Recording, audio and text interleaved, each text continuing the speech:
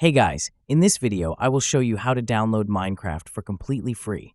Alright, let's begin.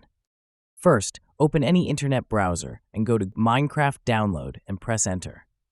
Click on the top result that takes you to the official Minecraft website, which is minecraft.net.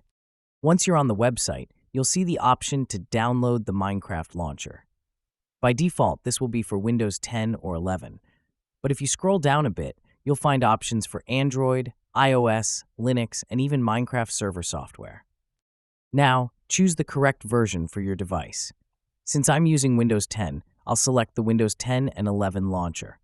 Click the download button to begin. It will only take a few seconds to download. Once it's downloaded, open the installer and follow the instructions to install the Minecraft launcher. The installer will also automatically update the launcher if needed. After installation, the launcher will open. It may take a bit longer the first time, but once loaded, you'll be able to select the version you want to play a demo of, such as Java Edition, Windows Edition, or Minecraft Dungeons. But in order to play the complete game, you will need to buy the game. So that's basically how you can download Minecraft for completely free. And that's it for this video. If you find this helpful, consider subscribing and giving this a big thumbs up. Thanks.